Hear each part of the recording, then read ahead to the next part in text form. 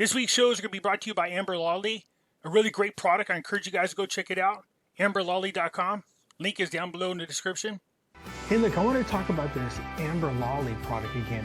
Whenever something good comes along, I do want to talk about this. My neck, I had a kink in my neck from hell, and the pain was, it gets to a point where you get headaches. So I just grabbed the cream and I rubbed that crap on the back of my neck. After a while, you don't even realize that the pain is gone. You're just going, and how we are several hours later, and there's no pain. And it works really quick. I like that. So joint pain and muscles, sore muscles, nice. And then here's the thing about me. I get offered all the time. People want to come on, they want to be sponsors, they want to be this. My thing is, if I don't use your product, I'm not interested. You know, I can sell out everything and make a ton of money, but no, you know, my subscribers to me are very important. But this product here, absolutely, I'm going to endorse this. I like it a lot. AmberLolli.com.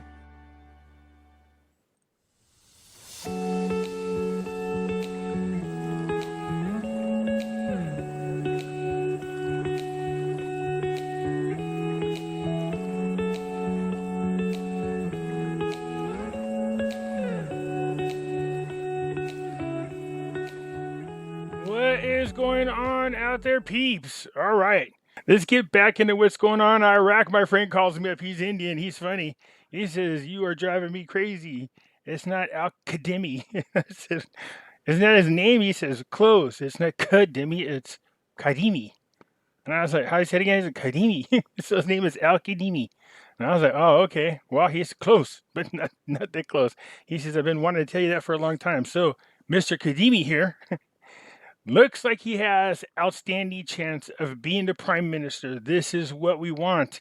There's a lot of articles being written about him at the moment, talking about his chances. We'll cover a good one of them, and a couple other things that we have going on over there in Iraq. Before we get started, hit the thumbs up button, because when you do, it helps us get past the algorithm that YouTube puts on us and keeps us from being shadow banned.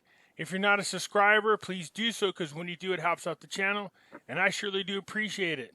The disclaimer here is I'm not a financial advisor, a lawyer, or an accountant. The information that I share with you, I do freely. It is of my own opinion. Hey, folks, just a quick reminder that back in 2008 and 9, a lot of people lost all of their retirement savings in their 401ks and IRAs because they did not own gold and silver. Yeah, that's right. Gold and silver protects you from a market crash. So do yourself a favor, protect your retirement by purchasing gold and silver. You can go to moneymetals.com, reach out to them, and they will help you set yourself up to protect you and your family from having to start all over from scratch. If you're a first-time buyer and you spend more than $100, use promo code Pimpy, P-I-M-P-Y, and they will send along with your order a free half ounce of silver. So folks, do yourself a favor, head on over to moneymetals.com and protect you and your family from a market crash, as well as inflation. That's right, head on over to Money Metals when you want to buy gold and silver. Keep in mind, if you're a first-time buyer and you spend more than $100, use promo code Pimpy, P-I-M-P-Y, and you will get a free half ounce of silver. Hey, right now, a special offer for my audiences only. You have a chance to win 100 free American Silver Eagles. That's over $3,000 in value. And all you have to do is enter your email to win. That's it. That's right, there's no obligations to purchase. The link is down below in the description. So head on over there, enter to win. Yeah, between now and December 31st of this year to enter. The only way you can for sure not win 100 silver American Eagles is by not entering at all. So do yourself a favor and enter your email so you have a chance to win. People keep asking me, where is the link, Pimpy? It's real simple. If you're at my page on YouTube and you're watching any of the videos, any of them, you see the video here and you scroll down, see my name right here? If you go here where it says show more and you click it, here's all the links to the things you have access to. If you want to enter into the competition to win 100 free medals, just click it right here and it'll take you to the website where you can sign up. If you want to buy and own physical gold and silver, just click this link right here and it'll take you to the Money Metals website. And if you're thinking about buying cryptocurrencies, just scroll on down until you see the word Coinbase. click this and it'll take you over to the website that you can sign up for. So you can buy Shiba, Bitcoin, Ethereum, Dogecoin. For those of you looking for my address, there it is right here. As everyone is aware of an alternative website, the link is down below in the description. Over here I post original content as well as other videos that have been banned from YouTube.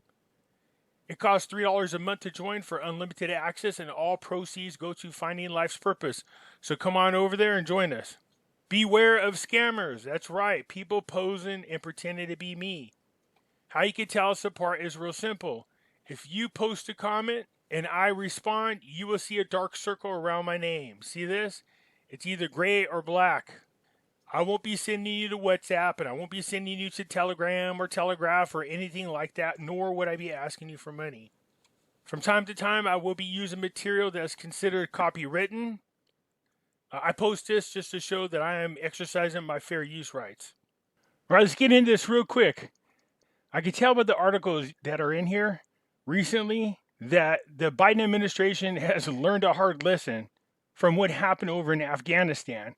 There is a lot of meetings taking place for when the United States and the coalition now are talking about leaving.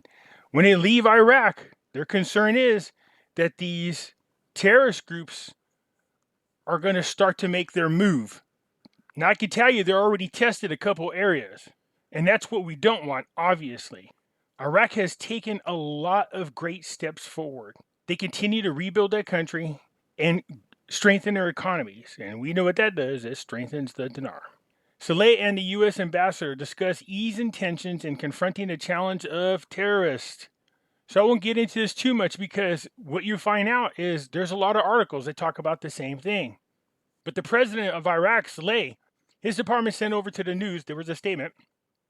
The statement added that they discussed the close bilateral relations and the development of prospects for cooperation in various fields and in the context of the strategic dialogue and its committees, in a manner that serves common interests as well as strengthening joint actions in facing the challenges of terrorism, cooperation in issues of combating corruption and terrorist financing, and facing the dangerous repercussions of climate change.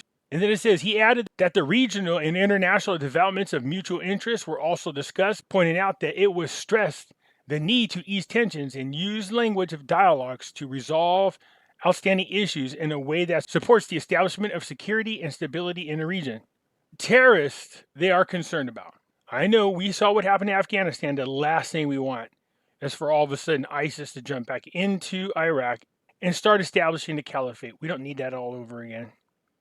Iran president said some are trying to raise currency rates to coincide with negotiations. People are like, Pimpy, what does this mean? Does this got anything to do with Iraq? No. Not at all. This is Iran. So the president of Iran revealed today, Tuesday, that there are people trying to raise currency rates in conjunction with the ongoing negotiations in Vienna on reviving a nuclear deal. In a speech he delivered to a university in Tehran during his visit to it and an occasion of Students' Day, the National Intelligence Services are following up on this file, adding that some of these people are residing inside and some are residing outside Iran. He added that these want to link the negotiations to the international economy, but we do not mortgage the economy and people's livelihoods to negotiate. According to the Iran president, the country's foreign exchange sources are in good condition, and unlike the first day of the government, we are not worried about the situation. So they're talking about their own exchange rate. You know, they were severely devalued. They had sanctions against them.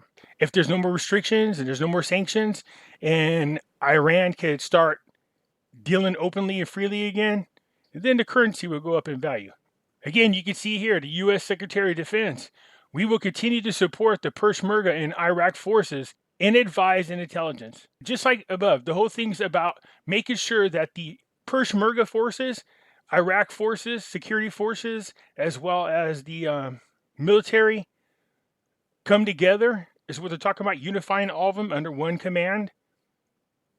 They need to do something, because if you have too many different groups of people running around, I don't know how you're going to be unified when the time comes, and if you have to fight a much bigger army. We just watch a small army of 20, 30,000 people quickly take out the entire Afghanistan military of over 300,000 people. Then take them out, but got them to leave. We don't need that to happen again. So again, the article is just about what they need to do to join forces to make sure that Iraq is set up to protect itself against any emergence of ISIS or any other group for that matter. Al-Kadhimi here and Barzani hold talks to confirm coordination to ward off the threats of terrorism. Kurdistan and Baghdad, they really got to get together, join forces. They're going to need to. They have to do what it takes to keep Iraq safe and secure.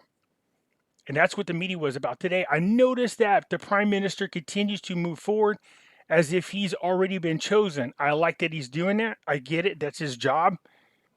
But I'm feeling pretty confident about him getting in there. So you can see right here, the Prime Minister of Iraq stressed the need to continue revitalizing the work of the joint coordination committees between Iraq's army and the Peshmerga, with the aim of deterring, hunting down, and eliminating remnants of terrorism, because it poses a threat to Iraq and the whole region. We know this. So they need to do what they can to make sure they're joined together and to stop ISIS or any other terrorist groups that pop up. So as you can see, Ms. Blassart from the United Nations and Sauder definitely want to hurry up and get these elections finalized. Kurdistan has sent over a delegation so they can start setting up the new government. The Victory Allowance disavows the Al-Fatah lawsuit to cancel the election results. We know this is still going on, but I believe the leader of the Al-Fatah group said we'll accept the results of the election, but they went ahead and voiced their opposition still. And as you can see, still more talks about, making sure that the country and region is secure. The president of Kurdistan's region holds a meeting with military and security leaders. That's Barzani. A source in the presidency told the news that the president of the region discussed with the leaders of the Peshmerga the threats of ISIS and the steps that should be taken after the recent attacks. So you see, they're already trying to rear their ugly head. I think they're testing the security. We'll see. But these guys know as soon as the United States leaves, plus the coalition is leaving too. So when they leave, it's up to them. They got to stand up and fight. It's important for the stability in that area. Kadhimi discussed with British Foreign Secretary ending the combat role of the international coalition. So you can see, not only is the United States leaving, but the international coalition is leaving as well, which leaves Iraq and Kurdistan by themselves to deal with ISIS. Of course, this is good news right here. The government has boosted the cash reserves by $10 billion. Remember, you need it. One of the things that help with the exchange rate is you have to have an abundance of foreign reserves. It was almost depleted, so it is now receive a boost of $10 billion. So they're talking about the budget. They're talking about the fact that they implemented the reform papers, but they have boosted their foreign exchange reserves by $10 billion. Right here it says, he said during the year, the bank reserves were straightened by more than $10 billion, and this is a positive point that is calculated for the current government, noting that the deficit included in the current budget was originally planned deficit. So we will be facing the absence of deficit, and in this case, we will turn into an abundance, but this abundance is not in such a large number. So he's pointing out that Al-Kadhimi, when he got into office, right here, this Al-Kadhimi has suffered a financial crisis, but during the last 4 months, there was a breakthrough, noting, but we cannot say that the state treasury is full and the conditions are the economy is convenient for many reasons. So even so, that's a good thing. That's a good step forward. We need that to keep going. You can see right here, the bank reserve was on edge, and there were warnings to the Iraqi government that if the bank reserves decrease, the Iraq currency could lose its purchasing power. So it was strengthened. And now we have overcome the problem of strengthening the bank reserves to some extent, and there remains debts for some Iraqi banks that must be addressed. They're getting there, you guys. They're getting there. So here's the article I was looking for. This is the one that I feel good about. Iraq, what does al-Sadr's victory in the election mean for al-Kadhimi? So this is his fortunes. And these are different people making different statements. I'll just read some of their statements. This is Allison summarized U.S. goals in Iraq with only 2 points, namely countering Iranian influence and fighting extremist Islamists in reference to ISIS. And the Iraq political analysis said that he believed al-Kadhimi's fortunes are still the strongest, but the negotiations or the results of the agreement between the political forces remain the ones who decide this. They go on to say the coordination framework forces do not want a candidate to head the government from within the Sadr circle, and therefore this may force them to accept any other candidate supported by al-Sadr, in other words, other than al-Kadhimi. The influence parties within the coordination framework reject al-Kadhimi's candidacy, but everyone knows that they are influenced by external forces that can ask them to remain silent after Kadhimi's candidacy, referring to the association of those forces with Iran. Now, if you remember, right before the election, al-Kadhimi went to meet with a bunch of different groups, including the White House, Iran, Turkey, Saudi Arabia, different political factions, spoke to them, and he's got their blessing from all these people if they decide to go ahead and choose him to be prime minister. So what they're saying here is if these people within the CI forces try to interfere with his candidacy, it would just merely take a phone call from Iran to tell him to shut up, and they would. A professor said that al-Kadhimi's chances are very great, but he does not rule out the occurrence of a last-minute surprise. It goes on to say al-Kadhimi would be the biggest opportunity for the Sadr to silence the factions. Objections to the nomination of anyone from within the movement. al-Kadhimi dealt pragmatically with the assassination attempt that targeted him and did not announce the party that carried it out, noting that this would certainly help mitigate objections to his candidacy. So he knows who did it, but he hasn't said anything. This is the faction's acceptance of al-Kadhimi will be better for them than accepting a Sadr's person who may have a harsher than al-Kadhimi in dealing with them. Also over here it says, in a country where Tehran and Washington are vying for influence, regional and international interventions could have the final say in choosing the next prime minister. Well, we know the United States have got the back of al-Kadhimi, and I believe Iran said the same thing already. You can see right here, Reuters quoted Western diplomats as saying in private, informal interviews that they would rather deal with a government dominated by Sadr than a government dominated by his Iranian-backed Shiite opponents. We found that Sadr is one of the main breaks of Iranian expansion and the sectarian Shiite political influence in Iraq after 2018 elections. So Sadr's good for the United States. Gee, I wonder. It's good for the United States. We know he's a nationalist. Sadr is. He wants to do what's right for the Iraqi people. He doesn't want any outside influence. So that's good for the United States because they don't want to be there, but they need to do what they can to keep Iran from being in there too. So it goes on to put in here, there's some other weaknesses about al-Kadhimi, but even so, it says the West, the United States, the Gulf, and most other Arab countries all prefer Kadhimi. Iran also sees it as an appropriate option because it has not taken any actual action to weaken their role on the ground so far. I'm just going to say it my way. Kadhimi will not be the ideal alternative for change in Iraq. He has succeeded in the media in portraying him as an alternative and an effective solution to confronting Iranian influence, but he is not. It says he shows that al-Kadhimi is a good person with good intentions and good behavior, but he is not a leader and can take decisive decisions.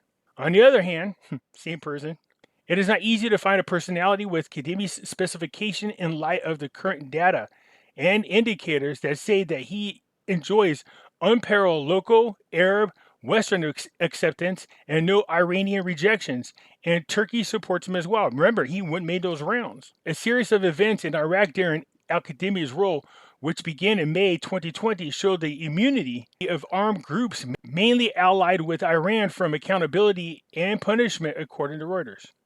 After the United States in 2003 war toppled Saddam Hussein's regime, Shiite parties allied with Iran took control of the state institutions and their successive governments.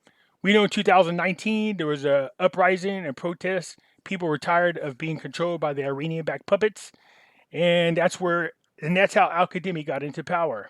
This is since the protests, al-Kadhimi has promised to hold those responsible for killing protesters accountable and to reform election laws, which would weaken the grip of armed groups. However, after nearly 2 years, the trials for killing the demonstrators did not achieve the desired goals. The old elite also appears to be consolidating its power, while activists complain that political freedoms are not further eroded. So there's been 32 anti-regime activists have all been murdered, they feel, by people that were sent by Iran. And it says also down here, Al-Kadhimi also sought to calm the tensions between Saudi Arabia and Iran in August. He hosted a meeting in Baghdad that included officials from both sides. So yeah, I think Al-Kadhimi is a good guy. I think he's a good leader. But again, I'm not from Iraq. Those people know better than I do, just like we know our politicians better here. But from what we could see, or at least read, he seems to be the right candidate. He seems to be a good leader, and he seems to be doing all the right things to get Iraq back on track. Anyways, that's it for now. Hit the thumbs up button. If you're not a subscriber, please do so, because what you do helps out the channel, and I surely do appreciate it. And I'll catch you later. I'm out.